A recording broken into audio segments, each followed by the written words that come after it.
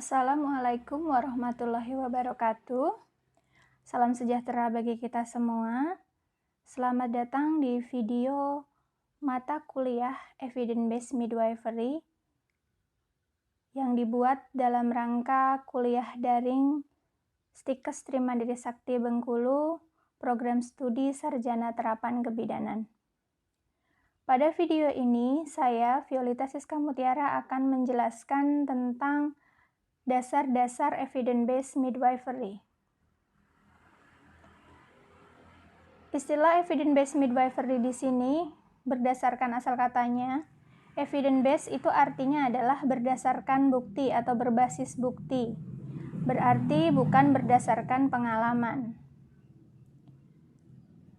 Yaitu bagaimana seorang bidan bisa melakukan praktek kebidanan di tempat prakteknya berdasarkan bukti ilmiah terkini yang bisa dipertanggungjawabkan. Bukti ilmiah yang dimaksud di sini misalnya adalah artikel ilmiah berdasarkan hasil penelitian yang bersumber dari jurnal yang bisa dipercaya atau valid.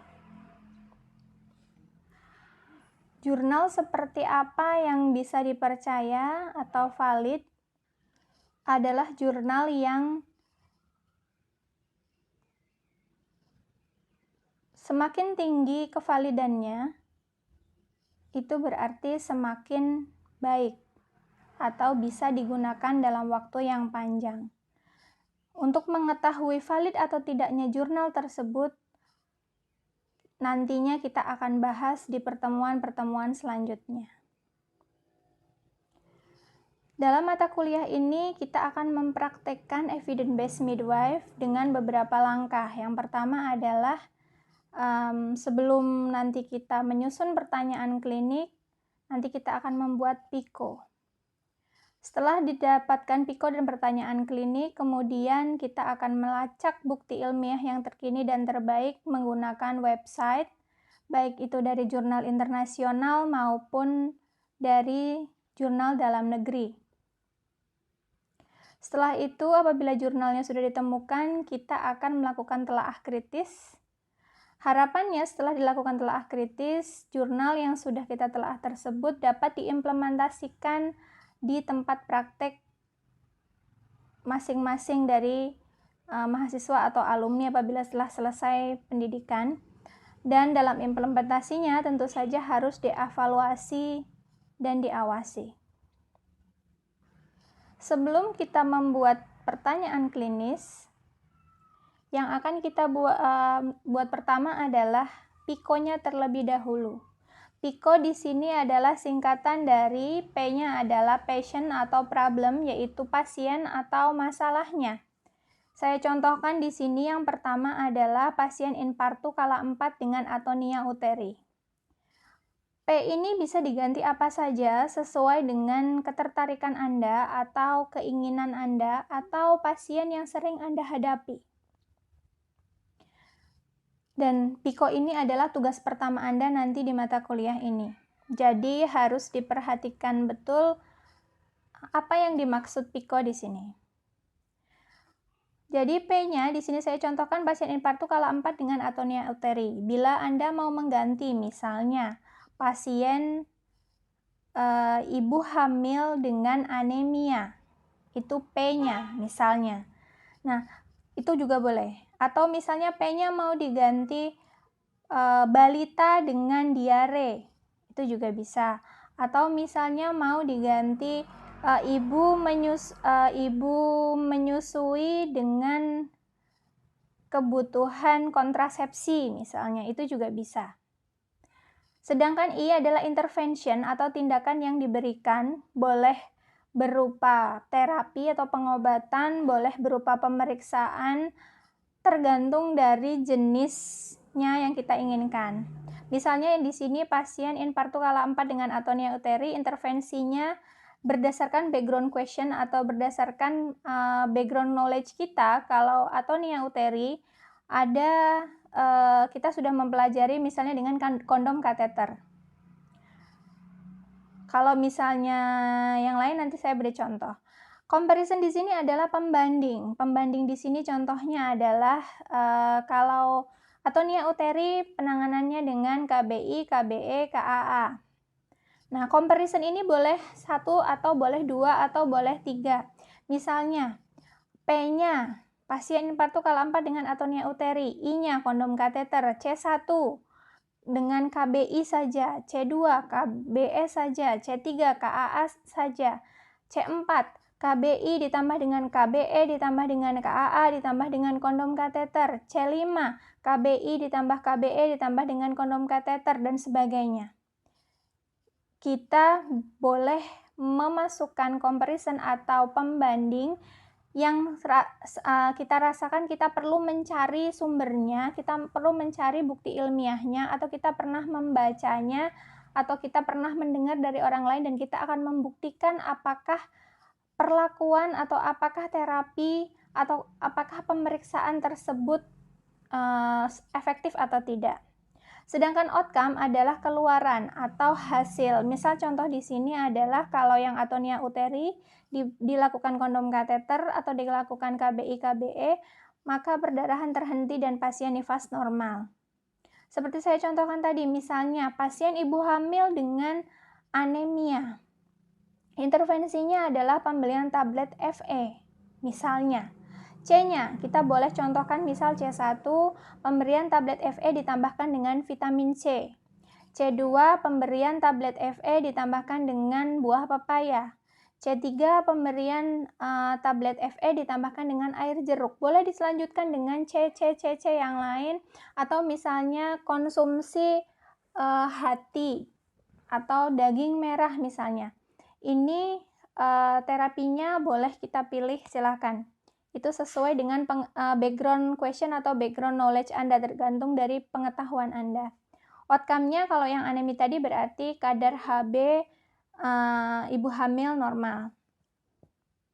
Nah, PICO ini silakan nanti Anda buat sendiri di rumah sesuai dengan keinginan Anda. Boleh Anda ganti menjadi P-nya misal ibu hamil, ibu menyusui, ibu bersalin, bayi baru lahir, neonatus, balita, anak prasekolah, atau mungkin wanita usia subur, pasangan usia subur, pria usia subur, atau misalnya menopause, lansia, itu boleh. Silahkan menyesuaikan. I-nya juga menyesuaikan dengan apa yang mungkin sudah Anda pelajari ataupun mungkin sudah Anda alami di tempat praktek. Dengan 1 buah I dan beberapa C itu juga boleh. Kemudian outcome-nya adalah tadi, keluaran atau hasilnya yang diharapkan itu apa. Setelah kita membuat PICO, nantinya kita akan melakukan penelusuran informasi ilmiah untuk mencari evidence. Nah, di sini ada dituliskan burn your traditional textbooks. Maksudnya apa? Maksudnya adalah jangan pakai sumber dari buku yang sudah lama. Misalnya 10 tahun terakhir itu sudah tidak valid atau tidak akurat, tidak bisa dipercaya lagi. Revisi paling tidak 1 tahun sekali dan pada referensi yang update, terutama misalnya yang 5 tahun terakhir ya. Jadi lebih baik yang 5 tahun terakhir, kecuali misalnya memang ada teori yang sampai sekarang belum ada yang bisa menggantikan teori tersebut, berarti itu harus dari teori asalnya. Kemudian selain dari textbook, kita bisa mencari dari evidence database. Ini contohnya nanti banyak di sini seperti yang dituliskan di sini, dan nanti juga di pertemuan ketiga kita akan melihat beberapa contoh website jurnal internasional untuk mencari artikel-artikel ilmiah. Kemampuan apa yang diperlukan dalam mata kuliah ini? Yang pertama harus familiar dengan Windows atau boleh juga dengan Linux dan menyesuaikan yang lain. Harus bisa Internet Explorer, boleh pakai Google Chrome, boleh pakai Mozilla dan yang lainnya, dan ada Netscape dan bisa menguasai Netscape Communicator, bisa melakukan pencarian atau searching, bisa browsing, bisa mengklik mana jurnal yang sesuai, bisa memilih dan mendownload mana artikel yang dipilih. Artikel di sini yang diharapkan untuk mahasiswa cari boleh yang free atau yang gratis, itu sudah banyak di jurnal-jurnal, jadi bisa dicari sesuai dengan kemampuan dan kebutuhannya. Setelah dilakukan pencarian, kita akan melakukan telaah kritis nantinya di mata kuliah ini. Telaah kritis ini adalah sangat bermanfaat supaya kita menentukan apakah jurnal, apakah artikel yang sudah kita dapatkan itu valid atau tidak, dan hasil dan manfaatnya itu bisa disesuaikan dengan praktek kita atau tidak, bisa membantu menetapkan bahwa jurnal tersebut bagus atau tidak, dan sesuai tidak untuk pasien kita misalnya. Nah, untuk telaah kritis ini ada uji diagnosis, ada terapi atau pencegahan, prognosis, kemudian di situ juga kadang ada cost benefit. Tapi yang paling penting ada 4 yang nantinya akan kita pelajari, yaitu telaah kritis untuk artikel atau jurnal diagnostik, ada yang terapi, ada yang prognostik, ada yang harm. Saya akan jelaskan dulu yang pertama, yaitu artikel diagnostik. Artikel diagnostik di sini maksudnya adalah apabila Anda ingin mencari jurnal yang berisi artikel tentang membandingkan pemeriksaan satu dengan pemeriksaan yang lain, mana yang lebih efektif. Saya kasih contoh. Misalnya adalah untuk kita pikonya dulu ya. P-nya adalah seorang wanita usia subur dengan keluhan benjolan payudara, benjolan pada payudara. I-nya kita bisa sesuai dengan misalnya yang sudah dipelajari dengan sadari atau pemeriksaan payudara sendiri misalnya. C-nya bisa dengan gold standarnya, yaitu pemeriksaan mamografi. Nah, pemeriksaan itu adalah C-nya. C-nya boleh 1 misalnya. Kemudian O-nya adalah terdeteksi apakah mengalami fibroadenoma mamae atau bahkan sampai ke kanker payudara misalnya. Atau contoh yang lain misalnya P-nya apabila ada pasien dengan suspek coronavirus, suspek COVID-19 atau suspek terjangkit atau tertular coronavirus. Nah, di situ kita I-nya bisa pemeriksaan misalnya rapid test. Nah, sedangkan C-nya comparison-nya misalnya pemeriksaan swab. O-nya terdeteksi apakah COVID-19-nya positif atau negatif. Itu yang diagnostik. Boleh diganti yang lain, misalnya untuk pasien menegakkan diagnosis ginjal atau menegakkan diagnosis misalnya molahidatidosa atau yang lainnya. Itu P-nya bisa diganti-ganti. Intinya diagnosis di sini adalah apabila Anda ingin mencari jurnal yang membandingkan pemeriksaan satu dengan pemeriksaan yang lain, mana yang lebih efektif untuk menegakkan diagnosa suatu penyakit. Kemudian terapi. Terapi di sini maksudnya adalah Anda ingin mencari jurnal atau menelaah kritis jurnal tentang pemberian pengobatan atau terapi antara terapi A dengan terapi B dengan terapi C dengan terapi D, mana yang lebih baik. Misalkan tadi yang ibu hamil dengan anemi, terapi satunya adalah pemberian Fe, terapi 2-nya Fe plus vitamin C, terapi 3-nya Fe plus buah papaya, terapi 4-nya Fe plus air jeruk misalnya. Itu kita mau bandingkan mana yang lebih efektif, berarti cari jurnal yang seperti itu. Atau yang lain misalnya P-nya balita dengan diare, I-nya pemberian gula garam saja atau oralit saja misalnya. C-nya pemberian oralit plus zinc atau nanti ada C2, C3 dan sebagainya. O-nya apa diare teratasi misalnya boleh. Itu kalau yang terapi. Jadi kita mau membandingkan mana yang paling efektif untuk mengobati atau menangani atau melakukan penata laksanaan pada kasus tersebut. Sedangkan untuk yang prognostik ini biasanya untuk melihat atau mencari jurnal misalnya untuk harapan hidup. Misal prognostiknya P,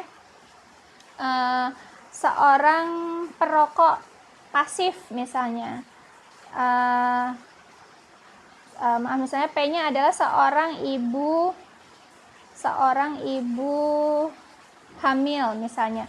I-nya merokok pasif, sedangkan C-nya tidak merokok pasif. O-nya bayinya mengalami BBLR atau tidak misalnya, atau mengalami gangguan kehamilan misalnya. Nah, itu kita mau melihat antara ibu hamil yang sebagai perokok pasif dibandingkan dengan yang tidak perokok pasif atau tidak, misal suaminya tidak merokok, keluarganya tidak ada yang merokok, mana yang outputnya menghasilkan bayi yang BBLR misalnya. Atau angka harapan hidup misalnya seorang yang terdeteksi positif COVID-19, angka harapan hidupnya berapa persen. Atau seorang yang terdeteksi kanker serviks, angka harapan sembuhnya berapa persen. Atau seorang yang hari ini misalnya terdeteksi HIV/AIDS, angka harapan hidupnya berapa tahun misalnya. Itu bisa dengan prognostik.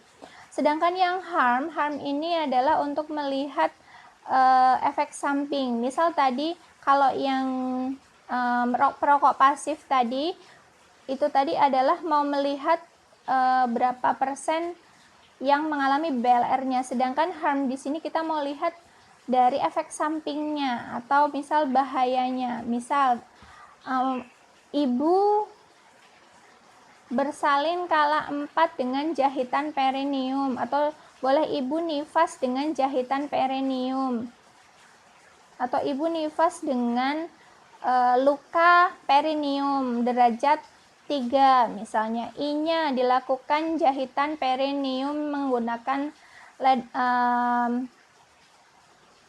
dengan sebelumnya disuntik lidokain misalnya, sedangkan C-nya tidak disuntik lidokain.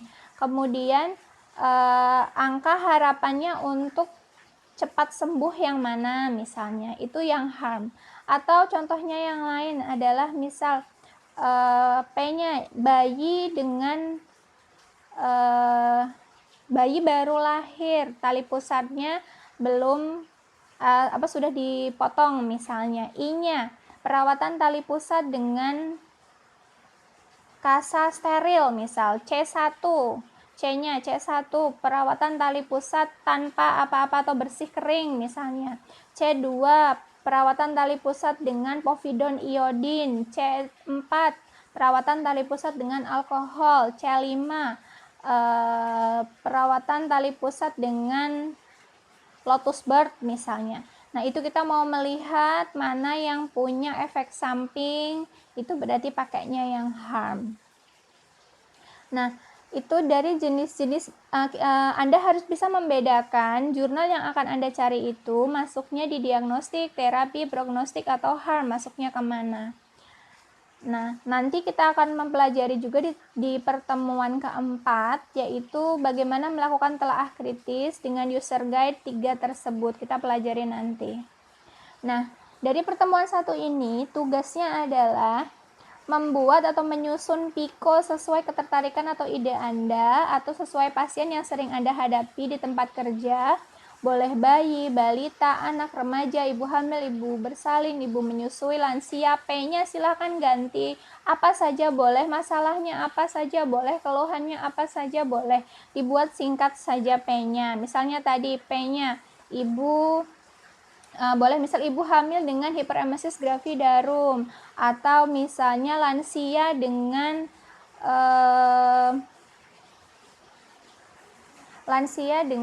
menoragi misalnya, atau remaja dengan disminor misalnya, atau ibu menyusui dengan mastitis. Boleh apa saja P-nya silahkan. I-nya juga silahkan satu tentukan mungkin yang terbaru yang pernah Anda dengar. C-nya boleh C1, C2, C3 silahkan berapa boleh sesuai dengan terapi-terapi atau pemeriksaan-pemeriksaan atau hal-hal lain yang pernah Anda tahu. Mungkin pengobatan herbal, Anda mau membuktikan apakah pengobatan herbal tersebut efektif atau tidak, itu boleh, silahkan kumpulkan sesuai dengan pengetahuan atau yang Anda ketahui sejauh mana, itu silahkan. O-nya sudah jelas tadi ya, keluarannya, hasilnya.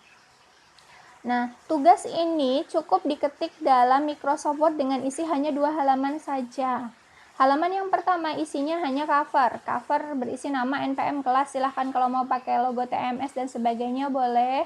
Kemudian di halaman keduanya isinya hanya tuliskan saja P.2, I.2, C.2, O.2. Cukup 4 baris saja isinya. Setengah halaman, 1/4 halaman sudah cukup. Misal tadi P, ibu hamil dengan hiperemesis gravidarum. I misalnya apa? Memberikan apa? C1 apa, C2 apa, C3 apa, terus O-nya apa. Cukup itu saja. Jadi tugas pertama ini hanya 2 halaman atau 1,5 halaman sudah cukup. Cover yang kedua cuma P.2, I.2, C.2, O.2 sesuai keinginan Anda P-nya, sesuai ketertarikan Anda. Tugasnya hanya itu. Tugas ini dikumpulkan melalui Google Form yang sudah disediakan, yang sudah saya sharekan kepada si Pen. Paling lambat hari Kamis tanggal 30 April 2020 pukul 22. Silakan Anda mengirimkannya secara mandiri atau mahasiswa mengirimkan sendiri, diisi Google Form-nya dari nama alamat email, nama NPM kelas, kemudian tugasnya yang tugas 1 silakan diklik tugas 1, kemudian uploadkan file Word-nya tadi di Google Form tersebut. Ya, mungkin itu pertemuan pertama kita. Silahkan dipelajari. Apabila ada pertanyaan, silahkan bisa disampaikan secara kolektif kepada si Pen, yang nantinya si Pen akan mengirimkan ke saya. Nanti akan saya jawab. Terima kasih. Selamat belajar. Wassalamualaikum warahmatullahi wabarakatuh.